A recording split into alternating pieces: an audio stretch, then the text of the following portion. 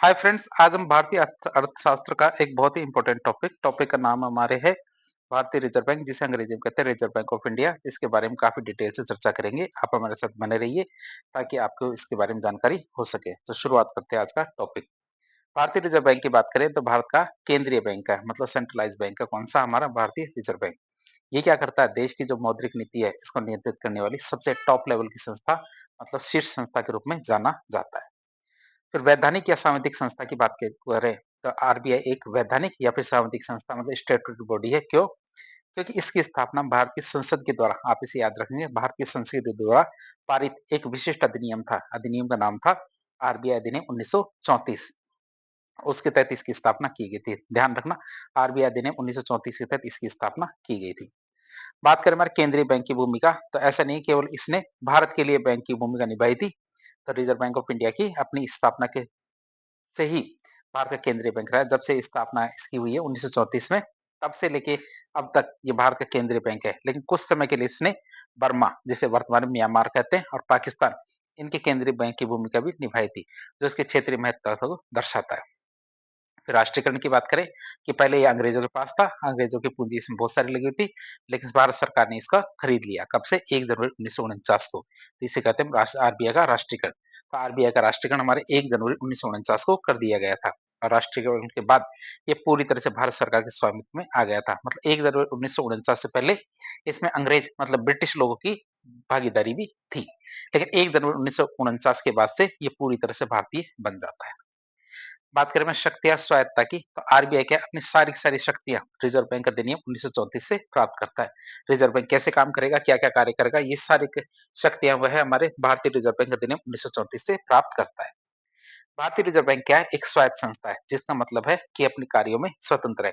ये किसी से भी पूछ के कार्य नहीं करता है। हालांकि देखें तो जनहित में क्या है, भारत सरकार रिजर्व बैंक अधिनियम 1934 की धारा है 7, इसका उपयोग करके आरबीआई को निर्देश दे सकती है। क्या है? हमारे ऐसा नहीं है कि भारतीय रिजर्व बैंक भारत सरकार के अंडर कार्य करता है, ऐसा नहीं है। क्यों? क्योंकि वह रिजर्व बैंक अधिनियम 1934 के अंतर्गत स्वायत्त संस्था है। लेकिन भारत सरकार यदि जनहित में चाहे तो इसकी एक धारा 7 है, इसके तहत आरबीआई को निर्देश दे सकता है। और ये धारा क्या है? सरकार को केंद्रीय बैंक के साथ परामर्श करने के बाद सार्वजनिक हितों में निर्देश देने की शक्ति देती है।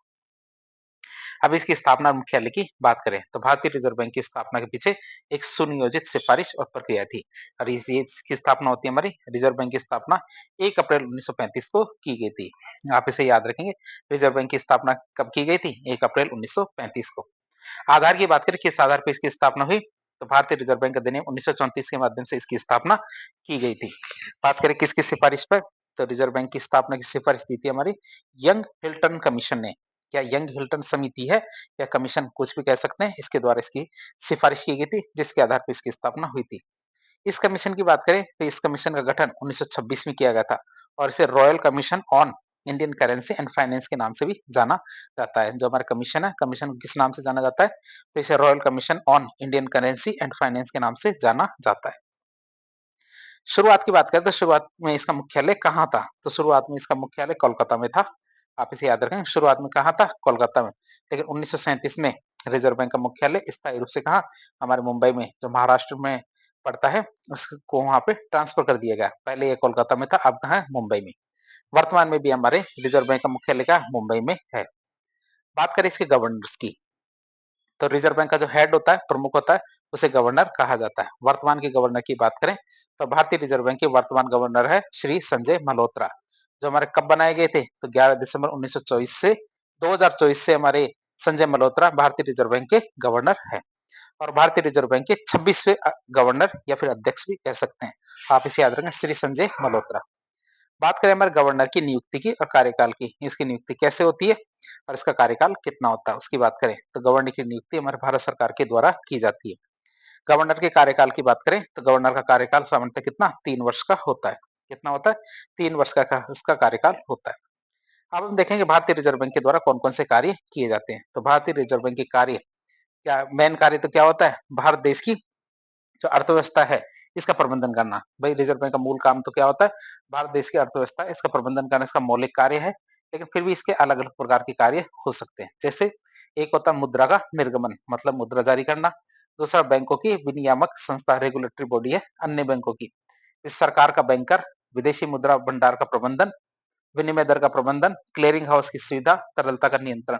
इस तरह बहुत सारे कार्य हमारे रिजर्व बैंक के द्वारा किए जाते हैं। अब हम इन कार्यों को थोड़ा डिटेल से देख लेते हैं। सबसे पहले कार्य आता है हमारा मुद्रा का निर्गमन। उसकी बात करें तो रिजर्व बैंक को देश में मुद्रा जारी करने का एकमात्र अधिकार है। आप इसे याद रखेंगे। देश में मुद्रा जारी करने का अधिकार केवल किसको है? रिजर्व बैंक ऑफ इंडिया को।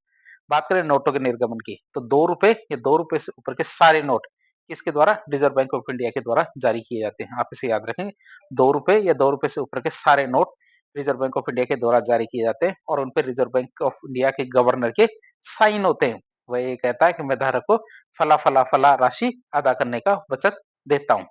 मतलब कि यदि वो हमारी करेंसी है, वो स्वीकार नहीं करता तो उतने रुपए की जो कमोडिटी है हम धारक को देंगे। तो ऐसा हस्ताक्षर कौन करता है? रिजर्व बैंक का गवर्नर। बात करें फिर 1 रुपए के नोट की तो 1 रुपए का नोट और सिक्के भारत सरकार के द्वारा जारी किए जाते हैं और वो भी किसके द्वारा? वित्त मंत्रालय के द्वारा जारी किए जाते हैं। आप इसे याद रखेंगे। 1 रुपए के नोट और सिक्के कौन जारी करता है? वित्त मंत्रालय भारत सरकार का। खास बात देखें तो इन पर क्या है? वित्त सचिव मतलब फाइनेंस सेक्रेटरी के हस्ताक्षर होते हैं। किसके साइन होते हैं? वित्त सचिव या फाइनेंस सेक्रेटरी के हस्ताक्षर होते हैं। भारत के गवर्नर के, रिजर्व बैंक के गवर्नर के नहीं होते हैं। बाजार की बात करें तो बाजार में 1 रुपए के नोट और सिक्कों को चलाने का काम भी कौन करता है? रिजर्व बैंक करता है। आप इसे याद रखेंगे कि हमारे छापने का या जारी करने का काम तो हमारे वित्त मंत्रालय करता है, लेकिन चलाता कौन है इसे? ये हमारे आरबीआई के द्वारा चलाए जाते हैं सारे नोट और सारे सिक्के। बात करें नोटों की तो नोटों को छापने की कौन-कौन सी जगह है? मतलब प्रिंटिंग प्रेस कहाँ है नोटों की? ये महाराष्ट्र में तो नासिक में है, कर्नाटक में मैसूर, पश्चिम बंगाल में सालबोनी और मध्य प्रदेश में देवास। तो हमारी 4 जगह जहाँ पे नोट छपाई होती है। महाराष्ट्र में तो नासिक, कर्नाटक में मैसूर, पश्चिम बंगाल में सालबोनी, मध्य प्रदेश में देवास। तो ये 4 जगह जहाँ पे हमारे नोटों की छपाई होती है। अब नोटों की छपाई हो गई तो सिक्कों की ढलाई देख लेते हैं। सिक्कों की ढलाई की बात करें तो कलकत्ता, मुंबई, हैदराबाद, नोएडा। आप इसे याद रखें। कलकत्ता, मुंबई, हैदराबाद, नोएडा। ये हमारी 4 जगह है जहाँ पे हमारे सिक्कों की ढलाई की जाती है। अब देखिए हमारा देश गरीब है, गरीब तो नहीं है लेकिन जो हमारा मध्यम वर्गीय मान लीजिए, क्यों अल्प विकसित भी नहीं कह सकते, विकासशील कह सकते हैं लेकिन वो भी थोड़ा ठीक टाइप का। तो आप सोचेंगे कि सब हम सबको अमीर क्यों नहीं बना देते? कि अमीर कैसे बनाएँगे? हमारे पास नोट पर छापने की मशीन है, मतलब रिज़र्व बैंक ऑफ इंडिया है, वो नोट छापने का काम करता है। तो नोट छाप दे और छाप के लोगों को दे दे। लोगों को देते ही लोग अमीर हो जाएँगे। लेकिन रिज़र्व बैंक फिर भी ऐसा क्यों नहीं करता है? क्यों? क्योंकि ऐसा करने से मुद्रास्फीति की दर बढ़ जाती है। अमीर होने की बजाय मुद्रा में विश्वास कम हो जाता है, मुद्रा की क्रय शक्ति कम हो जाती है। तो इसीलिए कुछ व्यवस्थाएँ बनाई जाती है, जिसके आधार पर मुद्रा जारी की जाती है। तो मुद्रा जारी करने की व्यवस्थाओं की बात करें, तो रिजर्व बैंक ऑफ इंडिया ने समय-समय पर नोट जारी करने के लिए बहुत सारी व्यवस्थाएँ अपनाई थी, कि reserve bank India of India कब-कब नए नोट को जारी करेगा और उसके लिए कौन-कौन सी व्यवस्था होगी। एक होती है हमारे स्वर्ण आरक्षित व्यवस्था, जिसे गोल्ड रिजर्व सिस्टम कहते हैं। ये हमारी शुरुआत में अपनाई गई थी। इसका मतलब था जितने reserve bank of India note छापती थी, उतने रुपए का सोना वो अपने रिजर्व में रखती थी। बात करें इसकी तो यह क्या बहुत ही ज़्यादा कठोर और अर्थव्यवस्था के लिए बाधक थी। क्यों? क्योंकि उससे उससे क्या है सोने के दाम बढ़ जाते थे। क्या होते थे? सोने के दाम बढ़ जाते थे और मार्केट में क्या है सोने की खरीद और फरोख्त इसमें कालाबाज़ारी और बहुत सारी ऐसी चीज़ें थी जो अर्थव्यवस्था को नुकसान पहुँचाती थी, वो बढ़ रही थी। इसीलिए इसको कठोर अर्थव्यवस्था कह रहे थे। कौन-सी थी? स्वर्ण आरक्षित व्यवस्था। दूसरी थी आनुपातिक व्यवस्था मतलब प्रोपोर्शनल रिजर्व सिस्टम। ये भी पहले काम में लेते थे। इसमें क्या जितनी मुद्रा छापनी थी, उसका 40% सोना रखना पड़ता था। जैसे 100 करोड़ की नई मुद्रा छापी गई, तो उसमें 40 करोड़ का सोना जो हमारे बैंक में रखना पड़ता था। इससे क्या है महँगाई का खतरा बढ़ जाता था। क्या होता था? महँगाई का खतरा बढ़ता था। किससे? आनुपातिक आरक्षित व्यवस्था से। तीसरी व्यवस्था आती है हमारी न्यूनतम आरक्षित व्यवस्था, जो हमारे वर्तमान में काम में ली जाती है। कौन सी? मिनिमम रिजर्व सिस्टम, 1956 से लेके अब तक चल रही है। इसमें क्या किया जाता है? इसमें रिजर्व बैंक को 200 करोड़ रुपए की रिजर्व रखनी पड़ती है। मतलब छापने का कोई नियम नहीं है। सिर्फ रिजर्व बैंक को ये रखना है कि अपने पास 200 करोड़ रुपए का रिजर्व रखना है, जिसमें हमारा 115 करोड़ का तो सोना होना चाहिए और 85 करोड़ की अन्य परिसंपत्तियाँ होनी चाहिए। अन्य परिसंपत्तियाँ मतलब जैसे हमारे बॉन्ड्स होते हैं, विदेशी संपत्तियाँ, परिसंपत्तियाँ मतलब बॉन्ड्स होते हैं और बहुत सारी चीज़ें होती है एसएलआर, सीआरआर बहुत सारे ऐसे तरीके हैं परिसंपत्तियों जैसे डॉलर्स होते हैं, विदेशी मुद्रा है। तो उन परिसंपत्तियों के रूप में 85 करोड़ रखने हैं और 115 करोड़ रुपए का सोना रखना रहता है। ये व्यवस्था हमारे 1956 से चल रही है और इसे हम क्या कहते हैं न्यूनतम आरक्षी व्यवस्था। वर्तमान में ये लागू है और खासकर देखें तो ये हमारे गोल्ड वाली जो व्यवस्था थी, गोल्ड रिजर्व रेशो, उसके मुकाबले क्या ये लचीली व्यवस्था है और अर्थव्यवस्था की ज़रूरतों को पूरी करती है, इसीलिए वर्तमान में भी ये व्यवस्था चल रही है। बात करें लीगल टेंडर की, या वैध मुद्रा किसे कहते हैं? तो वो मुद्रा जिसे भारत में कोई भी व्यक्ति स्वीकार करने से मना नहीं कर सकता है। तो आप इसे याद रखेंगे, रिजर्व बैंक के द्वारा जारी जो मुद्रा होती है, वो हमेशा लीगल टेंडर या वैध मुद्रा होती है और कोई भी उसे लेने से मना नहीं कर सकता। फिर आती है एक डिजिटल मुद्रा। डिजिटल मुद्रा क्या होती है? जैसे हमारा क्रिप्टो करेंसी होती है, या डिजिटल मुद्रा है। तो ये एक प्रकार का डिजिटल मुद्रा है, जिसका उपयोग लेन-देन और निवेश के लिए किया जा सकता है और ये किसी भी केंद्रीय बैंक के द्वारा नियमित या संचालित नहीं की जाती। मतलब कोई भी रिजर्व की केंद्रीय बैंक क्या है, इसको ना तो नियमित करता, ना ही संचालित करता है। जैसे हमारे बिटकॉइन्स होते हैं, तो ये हमारे क्रिप्टो करेंसी का एक तरीका या रूप होता है, जो हमारे ब्लॉकचेन तकनीक का प्रयोग करता है। जो क्या करता है? ब्लॉकचेन तकनीक का प्रयोग करता है। इसमें क्या लेन-देन करने वाले की पहचान क्या गुप्त रखी जाती है। जो लेन-देन करता है, उसके बारे में किसी को पता नहीं चलता। ये हमारे बिटकॉइन की व्यवस्था है और सारी जैसे जो डिजिटल लेन-देन के लिए काम आती है, उसमें बहुत सारा हिस्सा हमारे क्रिप्टो करेंसी का होता है। बात करें रिजर्व बैंक की डिजिटल मुद्रा की, तो आरबीआई खुद भी अपनी स्वयं की डिजिटल मुद्रा जारी करने का विचार कर रहा है, लेकिन अभी तक तो जारी नहीं हुई है, जिसे ई रुपया कहते हैं। बात करें हमारे बैंकों की विनियामक संस्था, ये हम कार्य देख रहे हैं बैंकों के द्वारा, रिजर्व बैंक ऑफ इंडिया के द्वारा कौन कौन से कार्य किए जाते हैं। पहला कार्य हमने देख लिया, मुद्रा जारी करना। दूसरा कार्य था बैंकों की विनियामक संस्था, मतलब जो छोटे बैंक होते हैं, छोटे बैंक मतलब जो हमारे 12 बैंक है, एक तो स्टेट बैंक ऑफ इंडिया और अन्य जो 11 राष्ट्रीयकृत बैंक है और अन्य जैसे प्राइवेट बैंक, स्मॉल जैसे लघु वित्त बैंक है, तो ये सारे बैंक है, विदेशी बैंक है, तो इनको विनियामक संस्था के रूप में काम करती है कौन? जो हमारी reserve bank of India. RBI क्या है, भारत के सभी बैंकों और वित्तीय संस्थाएं होती हैं, उनमें रेगुलेटर मतलब नियामक के रूप में काम करती है। इसी वजह से इसको क्या कहा जाता है? बैंकों का बैंक कहा जाता है। नियमन की बात करें तो ये किस आधार पर नियमन करती है इनका? तो आरबीआई बैंकिंग अधिनियम 1949 का प्रयोग करके। रिजर्व बैंक ऑफ इंडिया क्या करती है? बैंकिंग अधिनियम 1949 का प्रयोग करती है और जितने बैंक होते हैं उनका कंट्रोल मतलब रेगुलेशन करती है। दिशा निर्देश की बात करें, आरबीआई क्या है, सभी बैंकों को दिशा निर्देश जारी करती है, जिसका पालन करना बैंकों के लिए अनिवार्य होता है कि बैंक इनको पालन करेंगे। फिर दंडात्मक कार्रवाई की बात करें तो दिशा निर्देशों का यदि पालन बैंक नहीं करते हैं, तो आरबीआई क्या है, बैंक को दंडित कर सकता है। क्या है? बैंक को दंडित कर सकता है, साथ ही साथ उनका लाइसेंस भी रद्द कर सकता है। विकास की बात करें तो भारत में बैंकिंग क्षेत्र के विकास की जिम्मेदारी भी किसके पास है? आरबीआई के पास ही है कि बैंकिंग क्षेत्र का विकास करना है, ये जिम्मेदारी किसको दी गई है? आरबीआई को। तीसरा कार्य आता है हमारा सरकार का बैंकर। सरकार का बैंकर की बात करें तो आरबीआई केंद्र और राज्य सरकारों के लिए, आरबीआई क्या है, केंद्र और राज्य सरकारों के लिए बैंकर, एजेंट और जो हमारे वित्तीय सलाहकार के रूप में काम करता है। आरबीआई क्या है, केंद्र और राज्य सरकारों के लिए क्या करता है? बैंकर, एजेंट और वित्तीय सलाहकार के रूप में कार्य करता है। क्यों? क्योंकि मौद्रिक नीति का निर्माण भी हमारे रिजर्व बैंक ऑफ इंडिया के द्वारा किया जाता है। फिर ऋण प्रबंधन की बात करें तो आरबीआई क्या है, सरकार के आंतरिक ऋण जो हमारे देश के अंदर से लिए जाते हैं, देश के संस्थान होते हैं बॉन्ड वॉन्ड जारी करके, तो इस प्रकार से जो हमारे अंदर से देश के अंदर से लिए जाते हैं, उन्हें आंतरिक ऋण कहते हैं, उनका प्रबंधन करने का काम करता है। बाहरी ऋणों का प्रबंधन सरकार खुद करती है, अंदर के ऋणों का प्रबंधन रिजर्व बैंक करता है, बाहरी ऋणों का प्रबंधन सरकार खुद करती है। फिर पीडीएमए की बात करें, पब्लिक डेट मैनेजमेंट एजेंसी, तो भविष्य में सार्वजनिक लोक ऋण प्रबंधन एजेंसी का निर्माण किए जाने की योजना बना रहे हैं। एक ऐसी एजेंसी बनाएंगे जो क्या करेगी, सरकार के आंतरिक और बाहरी दोनों प्रकार के जो ऋण होते हैं इनका प्रबंधन करेगी। तो एक एजेंसी बनाने की बातचीत चल रही है।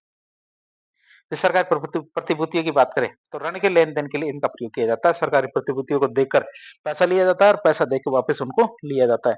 तो ये सरकारी प्रतिभूतियां होती है और ये बहुत ज्यादा सुरक्षित होती है। मतलब निवेश के लिए सबसे अच्छी यदि कोई एसेट्स देखे तो सरकारी प्रतिभूतियां होती है।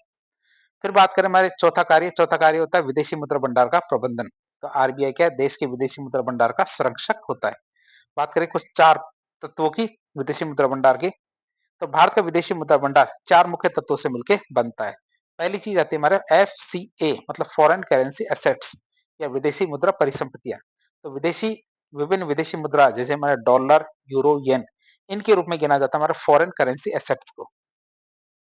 ये हम देखें भारत का जो विदेशी मुद्रा भंडार है 4 चीजों से मिलकर बना है। एक तो हमारा विदेशी मुद्रा परिसंपत्तियां, एक होता है हमारा गोल्ड रिजर्व। क्या होता है? गोल्ड रिजर्व मतलब स्वर्ण भंडार। तो आरबीआई के पास जो भौतिक रूप से सोना रखा होता है, नॉर्मली कितना रखा जाता है? हमारे 115 करोड़ रुपए का सोना रखा जाता है। यही हमारा स्वर्ण भंडार या गोल्ड रिजर्व होता है। फिर आता है एसडीआर मतलब स्पेशल ड्रॉइंग राइट्स या विशेष आहरण अधिकार। तो अंतरराष्ट्रीय मुद्रा कोष के द्वारा आरक्षित जो परिसंपत्तियां होती है, ये हमारे एसडीआर के रूप में गिनी जाती है। फिर आता है हमारा रिजर्व कोष। तो आईएमएफ में क्या सदस्य देशों का आरक्षित भाग होता है। क्या होता है? आईएमएफ है इंटरनेशनल मॉनेटरी फंड। तो अंतर्राष्ट्रीय मुद्रा कोष की बात करें तो वहां पे हमारे भारत है, तो भारत का एक आरक्षित भाग है, ये हमारा रिजर्व कोष कहलाता है। तो इस तरह हमने 4 चीजें देखी जो हमारे किस में गिनी जाती है। भारत का विदेशी मुद्रा भंडार, तो एक विदेशी मुद्रा परिसंपत्तियां, दूसरा हमारा गोल्ड रिजर्व या स्वर्ण भंडार, तीसरा विशेष आहरण अधिकार या एसडीआर, चौथा हमारा रिजर्व कोष से रिजर्व ट्रांचेज भी कहते हैं। आज की हालत देखें तो देश की अंतर्राष्ट्रीय व्यापार क्षमता और आर्थिक स्थिरता को दर्शाता है ये। क्या? ये हमारे क्या करते हैं? अंतर्राष्ट्रीय व्यापार क्षमता और आर्थिक स्थिरता को दर्शाता है। तो हम देख रहे थे भारत का विदेशी मुद्रा भंडार की, तो भारत का विदेशी मुद्रा भंडार कितना है हमारे 694 या फिर 695 हमारे जो बिलियन अमेरिकी डॉलर ये कह सकते हैं। पिछले साल के मुकाबले मतलब 2024 के मुकाबले 2025 के अंदर ये हमारे विदेशी मुद्रा भंडार घटा है, लेकिन इसके बावजूद भी हमारे 694 बिलियन अमेरिकी डॉलर हमारे विदेशी मुद्रा भंडार चल रहा है। आप इसे याद रखेंगे। अगला कार्य आता है हमारे कौन सा? रिजर्व बैंक का कार्य है हमारे विनिमय दर का प्रबंधन करना। तो विनिमय दर क्या होती है? जिसे एक्सचेंज रेट कहते हैं। तो ये वो दर होती है जिसपे हमारे घरेलू मुद्रा जो हमारे रुपया होता है और विदेशी मुद्रा जैसे कि हमारे डॉलर होते हैं, येन होते हैं और भी बहुत सारी मुद्राएं होती है, इनको विदेशी मुद्रा कहते हैं। उनमें और विदेशी मुद्रा को घरेलू मुद्रा में परिवर्तित किया जाता है। तो घरेलू मुद्रा को तो विदेशी मुद्रा में और विदेशी को घरेलू मुद्रा में परिवर्तित किया जाता है। तो इसे हम विनिमय दर कहते हैं।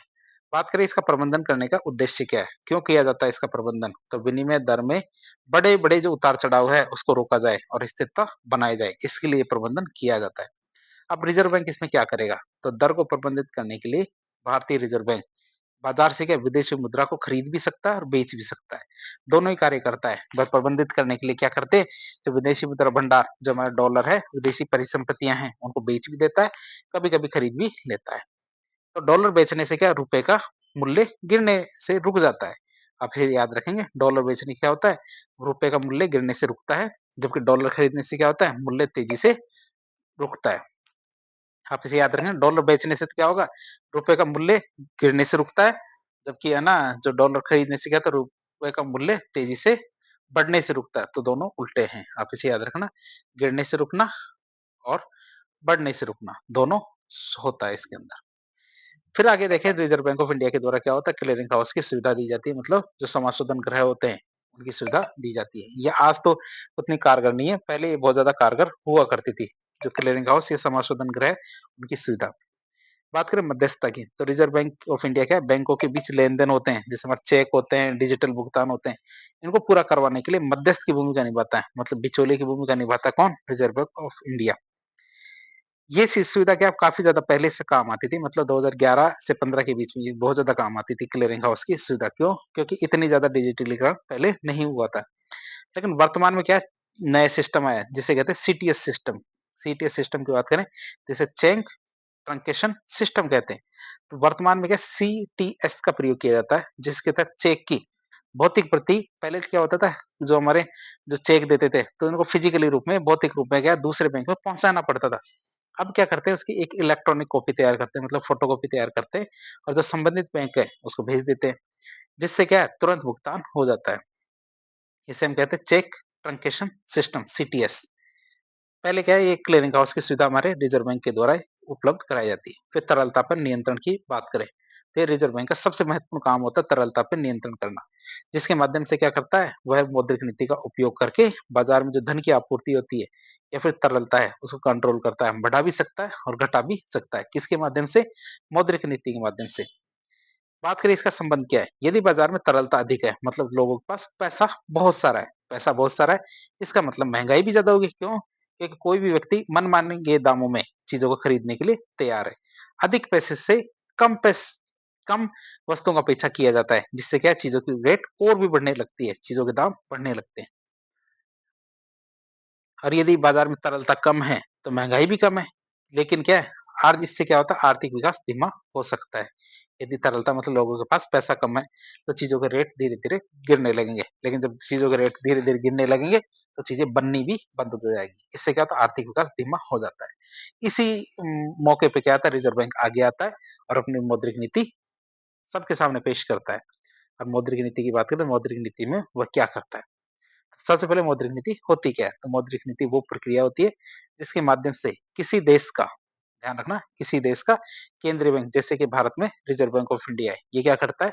अर्थव्यवस्था में ब्याज दरों, जैसे हमारे, और पैसे की आपूर्ति, ध्यान रखना, ब्याज दरों और पैसे की आपूर्ति, इसको कंट्रोल करने के लिए अपने नीतिगत उपकरण होते हैं, जैसे हमारा repo rate, reverse repo rate, CRR, SLR, इनका उपयोग करता है, जिससे हम क्या कहते हैं? मौद्रिक नीति कहते हैं। बात करें मौद्रिक नीति की, तो मौद्रिक नीति में 2 प्रकार के उपाय हमारे रिजर्व बैंक के द्वारा अपनाए जाते हैं। एक तो उपाय होता है हमारे मात्रात्मक उपाय, जिसे हम कहते हैं क्वांटिटेटिव, दूसरे होते हैं गुणात्मक, जिसे कहते हैं क्वालिटेटिव। तो 2 प्रकार के उपाय होते हैं, जो मौद्रिक नीति के अंतर्गत रिजर्व बैंक ऑफ इंडिया के द्वारा अपनाए जाते हैं।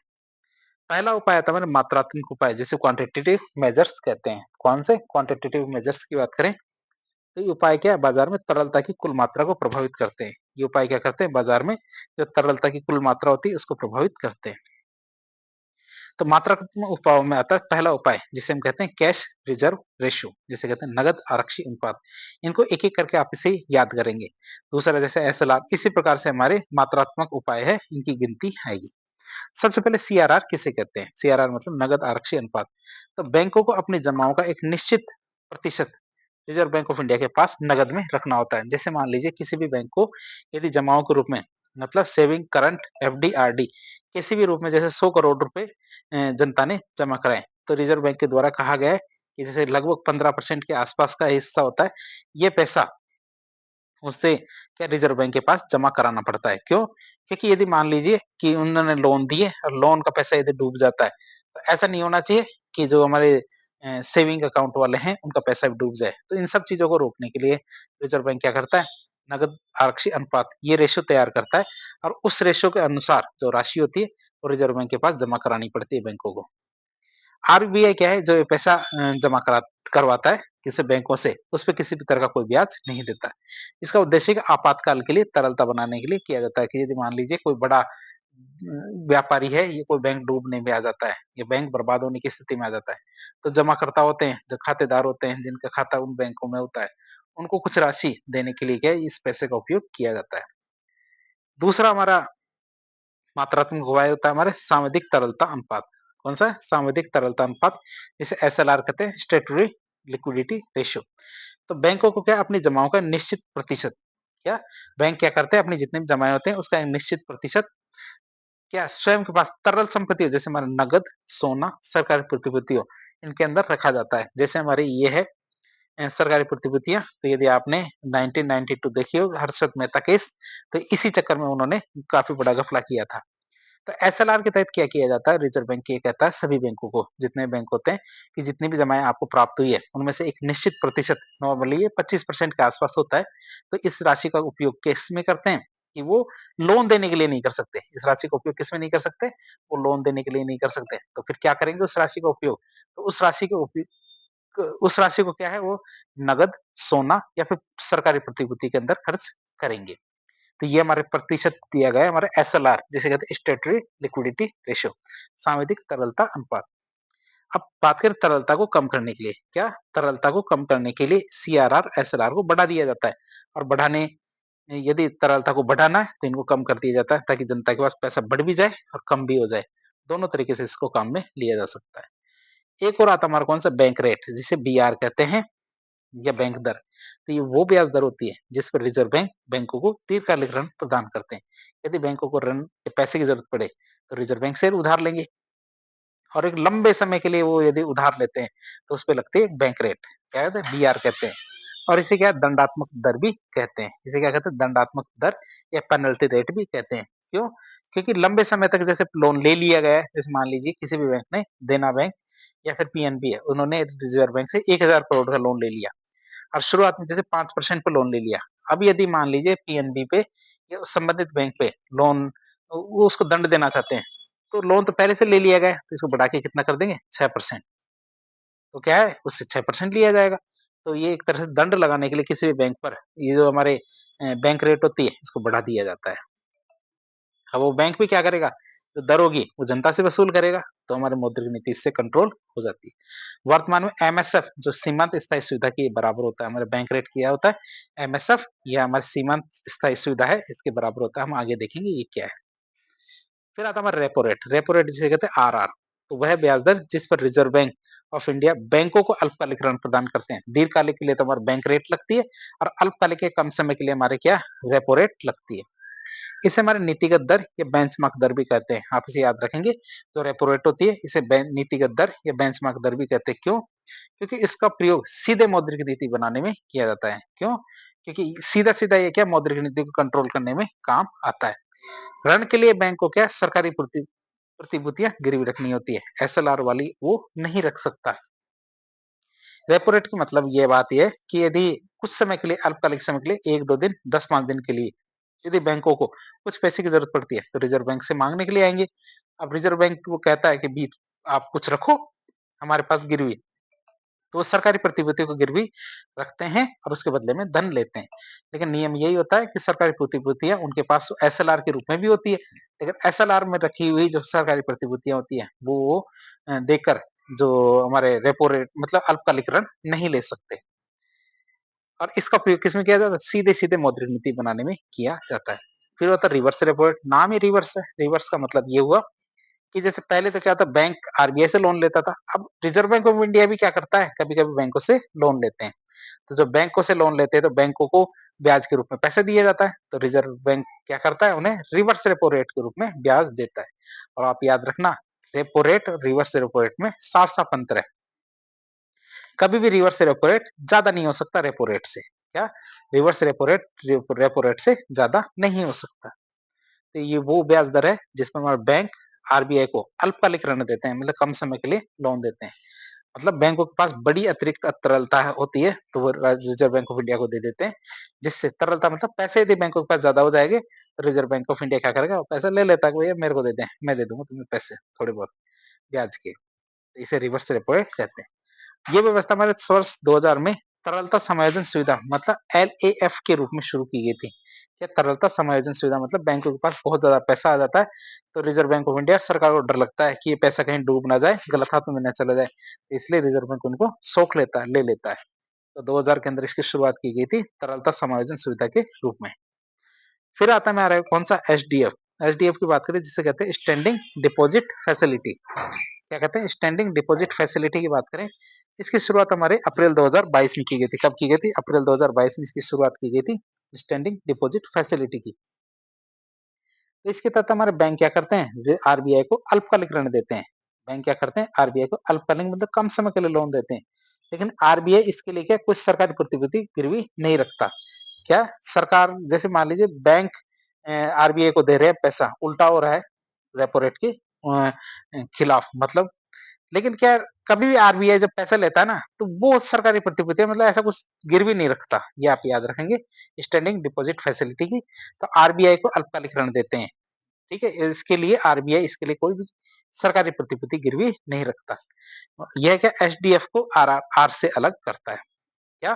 जो हमारे आरआरआर रिवर्स रेपो रेट इसके लिए तो प्रतिभूति देनी पड़ती है, लेकिन एचडीएफ के लिए किसी प्रकार की प्रतिभूति नहीं दी जाती। हम इसको देख सकते हैं। दोनों ही मामलों में मतलब रिवर्स रेपो रेट और एचडीएफ दोनों ही मामलों में बैंक आरबीआई का लोन देते हैं। लेकिन आरआरआर के चक्कर में तो क्या है, जो हमारे रिजर्व बैंक ऑफ इंडिया है इसको हमारे प्रतिभूतियां गिरवी रखनी पड़ती है, लेकिन एचडीएफ के मामले में नहीं रखनी पड़ती। आप इसे याद रखेंगे। फिर आती है हमारे एमएसएफ। एमएस मतलब सीमांत स्थायी सुविधा मतलब मार्जिनल स्टैंडिंग फैसिलिटी। बात करें इसकी शुरुआत की तो इसकी शुरुआत वर्ष 2011 में हुई थी। इसके तहत बैंक क्या एक दिन के लिए, ध्यान रखना कितने दिन के लिए, एक दिन के लिए रिजर्व बैंक से लोन ले सकते हैं। जैसे कई बार क्या होता है कि बड़ा बड़ा कोई लोन लेने वाला आ जाता है, अचानक बैंकों को पैसे की जरूरत पड़ जाती है, तो एक दिन के लिए मतलब ओवरनाइट के लिए पैसे की जरूरत पड़ेगी तो रिजर्व बैंक से उधार ले लेते हैं, जिसकी शुरुआत कब से 2011 से की गई थी। अब इस ऋण के लिए बैंक क्या एसएलआर और सरकारी प्रतिभूतियां भी गिरवी रख सकते हैं, क्योंकि एक दिन का ही मामला है। एसएलआर के अंदर जो सरकारी प्रतिभूतियों का नियम होता है कि इतना अपने पास रखना पड़ेगा, तो उन प्रतिभूतियों को हमारे रिजर्व बैंक के अंदर जमा करा के वो एक दिन के लिए लोन ले सकते हैं। फिर आता है ओएमओ। ओएमओ की बात करें ओपन मार्केट ऑपरेशन, जिसे हिंदी में कहते हैं खुला बाजार परिचालन। इसकी बात करें ये क्या होता है ओपन मार्केट ऑपरेशन। तो रिजर्व बैंक के द्वारा क्या होता है बाजार में सरकारी प्रतिभूतियों को खरीदने बेचने का काम किया जाता है। जो सरकार प्रतिभूतियां बॉन्ड और बहुत सारी चीजें होती है वो खुद तो जारी करेगी नहीं, क्यों? क्योंकि सरकार का काम ये नहीं है, सरकार का काम कौन करता है? रिज़र्व बैंक ऑफ इंडिया करता है। तो रिज़र्व बैंक ऑफ इंडिया क्या करता है? बाज़ार में सरकारी प्रतिभूतियों को खरीदना और बेचने का काम करता है। तरलता बढ़ाने के लिए रिज़र्व बैंक ऑफ इंडिया क्या करता है? प्रतिभूतियाँ खरीद लेता है, जिससे और क्या करता है? बाज़ार में पैसा आ जाता है। तरलता यदि कम करनी हो, लोगों के पास पैसा कम करना हो, तो इसके लिए रिज़र्व बैंक ऑफ इंडिया क्या करता है? प्रतिभूतियाँ बेच देता है, जिससे बाज़ार से पैसा बाहर निकल जाता है। तो हमारे मौद्रिक नीति का ही एक हिस्सा है। फिर बात करें हमारे एलटीआरओ, एलटीआरओ मतलब दीर्घकालिक रेपो परिचालन, मतलब लॉन्ग टर्म रेपो ऑपरेशन की बात करें, तो ये हमारे कोरोना काल आया था 2020 के आसपास, तो उस टाइम शुरू किया गया था। इसके तहत क्या आरबीआई बैंकों को रेपो दर पर क्या दीर्घकालिक ऋण देता था? किस पे? रेपो दर पर दीर्घकालिक ऋण देता था। अब हम देखेंगे मौद्रिक नीति, तो हमने देख ली मौद्रिक नीति के तहत हमने जो बहुत सारी ब्याज दरें थी, तो ब्याज दरों को कंट्रोल करके कम ज्यादा करके हम मौद्रिक नीति को मतलब जनता के पास से पैसे को बढ़ा भी सकते हैं, कम भी कर सकते हैं। तो सार के रूप में देखें, यदि तरलता बढ़ानी हो, मतलब सस्ती मौद्रिक नीति अपनानी है, तो हम क्या करेंगे? बीआर मतलब bank rate, repo rate, MSF marginal standing facility, reverse repo rate, SDF, इन सबको कम कर देंगे। आप इसे याद रखेंगे, तरलता बढ़ाने के लिए जिसे हम कहते हैं सस्ती मौद्रिक नीति, इसके लिए हम क्या करेंगे? इन सब के जो रेट है इसको कम कर देंगे। और यदि तरलता कम करनी है, मतलब महंगी मौद्रिक नीति अपनानी है, तो इनको हम क्या करेंगे? बढ़ा देंगे। मतलब bank rate, reverse repo rate, MSF, SDF, इन सबको हम बढ़ा देंगे। तो आप इसे ही देख लेंगे, मौद्रिक नीति का ये सार है। तो अभी तक हमने देखा मात्रात्मक उपाय, अब हम देखेंगे गुणात्मक उपाय। गुणात्मक उपाय की जिसे कहते हैं अंग्रेजी में क्वालिटेटिव मेजर्स। तो ये उपाय क्या? बाजार में तरलता की दिशा और उपभोग को क्या, जो तरलता की दिशा उपयोग है इसको प्रभावित करते हैं, न कि मात्रा को। जैसे कौन कौन सी होती है?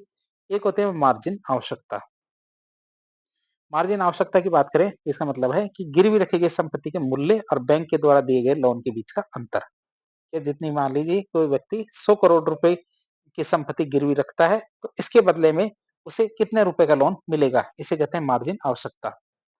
तो महंगाई कम करने के लिए मार्जिन आवश्यकता बढ़ा दी जाती है। तो बैंक क्या करते हैं? ऐसे कहते हैं कि 100 करोड़ की परिसंपत्ति सामने गिरवी रखिए, तो आपको 50 करोड़ का लोन मिल जाएगा। क्यों? क्योंकि हम क्या है, 100 का 100 करोड़ दे देंगे, तो वह मार्केट में पैसा आ जाएगा, तो इसको कम कर दिया जाता है, जिससे ऋण पैसा कम ही मिलता है। तो ऐसा किया जाता है हमारा मार्जिन आवश्यकता में। दूसरा होता है उपभोक्ता साख नियमन।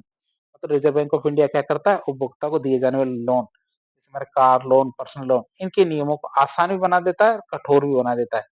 आसान का मतलब महंगाई बढ़ाने के लिए आसान कर देता है, और महंगाई कम करने के लिए कठोर कर देता है। ये सारे किए जा सकते हैं उपभोक्ता साख नियमन, तो लोनों को कंट्रोल करके। क्या था? क्रेडिट का राशनिंग। क्या था? क्रेडिट की राशनिंग की बात करें, तो रिजर्व बैंक ऑफ इंडिया अर्थव्यवस्था के जो विभिन्न क्षेत्र है, जो बहुत सारे क्षेत्र हैं, इनके बीच में ऋण को वितरित करने के लिए कोटा निर्धारित करता है कि भैया पीएसएल मतलब प्राइमरी सेक्टर लेंडिंग सेक्टर को कितना लोन मिलेगा, सेकेंडरी सेक्टर को, टर्शियरी सेक्टर को, तो हर सेक्टर के लिए एक कोटा निर्धारित कर देता है कि किस क्षेत्र के लिए कितना लोन दिया जाना है। जैसे महंगाई को कम करने के लिए उत्पादन क्षेत्रों को ज्यादा लोन दिया जा सकता है, मतलब इससे कोटा बढ़ा सकता है, मतलब आपूर्ति बढ़ाने के लिए।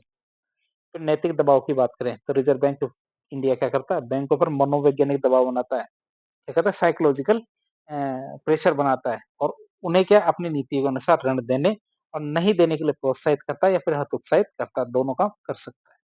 इस सीधी कार्रवाई की बात करें, तो जो bank reserve bank of India के निर्देशों की पालना नहीं करते हैं, तो रिजर्व बैंक ऑफ इंडिया क्या करता है? उनके खिलाफ सीधी कानूनी या फिर दंडात्मक कार्रवाई करता है। तो ये हमारे गुणात्मक मेजर्स है और मौद्रिक नीति के उपकरण है ये भी। और कार्य भी हम कह सकते हैं कि ये सारे कार्य किसके द्वारा किए जाते हैं? हमारे रिजर्व बैंक ऑफ इंडिया के द्वारा किए जाते हैं। तो हमने क्वालिटेटिव और क्वांटिटेटिव दोनों तरह के मेजर्स देख लिए। अब हम देखेंगे मुद्रा की आपूर्ति की। मुद्रा की आपूर्ति की बात करें, मुद्रा किस प्रकार सप्लाई होती है उसकी बात करें, तो मुद्रा की आपूर्ति किसे कहते हैं? तो मुद्रा की आपूर्ति से तात्पर्य है किसी निश्चित समय पर अर्थव्यवस्था में परिचालित जो कुल धन की मात्रा है कि मार्केट के अंदर जो मुद्रा का सर्कुलेशन होता है, तो इसकी आपूर्ति कौन करता है? हमारे रिजर्व बैंक। की कम पड़ेगी तो रिजर्व बैंक से पैसा आ जाता है। कार्य की बात करें, तो मुद्रा की आपूर्ति हमारे रिजर्व बैंक ऑफ इंडिया के द्वारा बैंकों के माध्यम से नियंत्रित भी की जाती है और नापी भी जाती है कि मार्केट में मुद्रा कम नहीं होनी चाहिए और ज्यादा भी नहीं होनी चाहिए। इस चीजों को चेक करने का काम रिजर्व बैंक ऑफ इंडिया करता है, किसके माध्यम से? बैंकों के माध्यम से। अब हम देखेंगे बैंकों में जमाएं कितने प्रकार की होती है, मतलब पैसा जमा कराया जाता है किस किस तरह से। तो बैंक क्या मुख्य रूप से दो तरह की जमाएं स्वीकार करता है। बैंक क्या क्या करता है? मुख्य रूप से 2 तरह की जमाएँ स्वीकार करता है। जो हमारी मुद्रा की आपूर्ति का आधार बनता है। जैसे एक होते हैं हमारे मांग जमा, जिसे कहते हैं क्या कहते हैं? Demand deposit. तो ये वो जमाएँ होती हैं जिन्हें जमाकर्ता माँगने पर तुरंत निकाल सकता है। भई यदि हमने पैसा जमा करा दिया और हमें तुरंत आज जमा कराया, आज ही वापस चाहिए, तो भैया ये हमारी कौन-सी जमाएँ होती हैं? माँग जमा, कि माँगेंगे तब देना पड़ेगा, ऐसी जमा। जैसे हमारे चेक, एटीएम इनके माध्यम से तुरंत निकाल लिया कि अभी जमा करा के आया और बाहर जाके निकाल लिया। तो इसमें हमारे कौन-कौन से खाते आते हैं? इसमें हमारे बचत खाता और चालू खाता, ये 2 खाते होते हैं, ये नॉर्मली इसके अंदर आते हैं। माँग जमा में हमारे सेविंग अकाउंट और करंट अकाउंट आते हैं। दूसरा होता है अवधि जमा, नाम में लिखा हुआ अवधि, मतलब टाइम डिपॉजिट, मतलब जमा करा दो लेकिन समय से पहले नहीं मिलेंगे। और यदि समय से पहले आपने निकाला पैसा, तो आपको किसी भी तरह का लाभ नहीं दिया जाएगा। तो टाइम डिपॉजिट मतलब अवधि जमा। तो ये वो जमाएँ होती है जिन्हें एक निश्चित अवधि पूरी होने के बाद ही निकाला जा सकता है, जैसे 1 साल, 2 साल, 5 साल। ये इस तरह से ही होता है, यदि उस समय से पहले नहीं निकाला जा सकता और समय से पहले निकाला जाता है, तो उनपे क्या होता है? दंड लगाया जाता है। उनपे क्या लगाया जाता है? दंड लगाया जाता है, अर्थात उनके लिए जो लाभ निर्धारित किए गए थे, वो लाभ नहीं दिए जाते। इनमें क्या सावधिक जमा खाता, जो फिक्स्ड डिपॉजिट जिसे एफडी कहते हैं शॉर्ट में, या आवर्ती जमा खाता जिसे रिकरिंग डिपॉजिट या आरडी कहते हैं, ये खाते शामिल होते हैं। तो 2 तरह के खाते हैं, एक तो मांग जमा जिसमें हमारे सेविंग अकाउंट और करंट अकाउंट आते हैं, दूसरा हमारा टाइम डिपॉजिट जिसके अंदर हमारे एफडी और आरडी आते हैं। फिर हमारे रिजर्व बैंक के अंदर एक कॉन्सेप्ट आता है, कॉन्सेप्ट का नाम होता है मुद्रा समुच्चय। मुद्रा समुच्चय की बात करें, मुद्रा समुच्चय किसे कहते हैं? तो मुद्रा समुच्चय क्या करता है? अर्थव्यवस्था में तरलता कि विभिन्न स्तरों को मापने के लिए कि मार्केट के अंदर पैसा कैसे है। तो हमारे कई बार पूछ लिया जाए कि रिजर्व बैंक कैसे नापता है कि मार्केट के अंदर पैसा ज्यादा है या कम है। तो उन सब चीजों को नापने के लिए रिजर्व बैंक के द्वारा उपयोग किया जाने वाला एक वर्गीकरण होता है, कौन सा? मुद्रा समुच्चय। इन्हें पुराने और नए समुच्चय दोनों प्रकार से बांटा जाता है। सबसे पहले देखेंगे हम पहले कैसे नापा जाता था और अब फिर देखेंगे अब कैसे नापा जाता है। पुराने समुच्चय की बात करें तो इसका प्रयोग हमारे 1977 से 1998 के बीच में किया जाता था। इसके बीच में 1977 से लेकर 1998 के बीच में किया जाता था। अब ये कैसे होते थे? M0 से लेके M4 तक होते थे। M0 मतलब सबसे अधिक तरल, मतलब मार्केट में बहुत ज्यादा पैसा है। M4 का मतलब सबसे कम, मतलब मार्केट में बहुत कम पैसा है। अब हम देखेंगे मौद्रिक नीति का आधार है। मौद्रिक आधार ये हमारे M0 होता है। इसमें हमारे किन किन चीजों को शामिल किया जाता है? मतलब जनता के पास जो नगद है वो शामिल होता है, रिजर्व बैंक के पास जमाएं होती है वो शामिल होते हैं, रिजर्व बैंक के पास नगद जमाएं जो हमारा CRR होता है, इन तीनों को शामिल करके हमारा M0 निकाला जाता है। बात करें M0 की, तो M0 को हम हाई पावर मनी कहते हैं या फिर मौद्रिक आधार कहा जाता है। क्यों? क्योंकि सबसे अधिक तरल होता है। ये क्या होता है? सबसे ज्यादा तरल होता है। और रिजर्व बैंक ऑफ इंडिया तरलता की गणना के लिए इसका उपयोग करता है। रिजर्व बैंक ऑफ इंडिया क्या करता है? तरलता की गणना के लिए इसका उपयोग करता है। फिर M1 का बात करें, M1 को क्या बोलते हैं? Narrow money. ध्यान रखना, नैरो मनी किसे कहते हैं? M1 को। M1 के अंदर किन किन को शामिल करते हैं? तो जनता के पास जो नगद होता है, बैंकों के पास मांग जमाएं होती है, रिजर्व बैंक ऑफ इंडिया के पास जो अन्य जमाएं होती है, इन तीनों को मिलाकर के क्या कहते हैं? हमारा M1 बनता है, जिसे नैरो मनी कहते हैं। और ये लेन देन के लिए सबसे ज्यादा उपयोग ली जाने वाली मुद्रा होती है। कोई भी काम किया जाता है तो M1 के माध्यम से किया जाता है, इसलिए इसको क्या बोलते हैं? Narrow money. फिर M2 जिसे भी नैरो मनी कहते हैं। तो M1 के पास यदि हम डाकघर की जमाएं होती है उनको जोड़ दिया जाए तो हमारा M2 आ जाता है, जिसे भी नैरो मनी कहते हैं। तो M1 में डाकघरों की जमाओं को जोड़कर एक व्यापक माप तैयार की जाती है जो हमारी नैरो मनी होती है। तो M1 और M2 ये दोनों नैरो मनी होती है और M3 M4 क्या होती है? Broad money. आप इसे याद रखेंगे, M1 और M2 क्या होती है? Narrow money. और जो हमारे M2 M3 और M4 क्या होती है? ब्रॉड मनी कहते हैं। बात करें कैसे? M3 की बात करें तो M1 और बैंकों के पास जो अवधि जमा होती है, जो हमारी टाइम डिपॉजिट होती है, इन दोनों को जोड़ दिया जाए तो ब्रॉड मनी बनती है। ये क्या करते हैं? ये ऋण निर्माण में सहयोग करती है, मतलब लोन देने में इस काम आती है और व्यापक आर्थिक विश्लेषण करने के लिए सबसे ज्यादा उपयोग में ली जाती है। M4 की बात करें तो M3 के अंदर यदि डाकघर की सारी जमाओं को शामिल कर लें तो हमारे ब्रॉड मनी बनती है M4। ये तरलता का सबसे ज्यादा कम व्यापक माप होती है। कौन सी? M4। इस तरह M0 से लेके हमने M4 तक देख लिया। फिर बात करें नैरो मनी की, तो हमने देख लिया वैसे तो M1 और M2 दोनों को नैरो मनी कहा जाता है। क्यों? क्योंकि इनमें क्या होता है? तरलता बहुत ज्यादा होती है, लेकिन ये ऋण निर्माण में सहयोग नहीं करते। भाई इसके तो पैसा बहुत ज्यादा होता है, लेकिन इस पैसे का उपयोग क्या लोन देने के लिए नहीं किया जाता। फिर बात करें ब्रॉड मनी की, ब्रॉड मनी की बात करें M3 और M4 को ब्रॉड मनी कहा जाता है। क्यों? क्योंकि इनमें क्या तरलता कम होती है, लेकिन ये ऋण निर्माण में बहुत ज्यादा सहयोग करते हैं।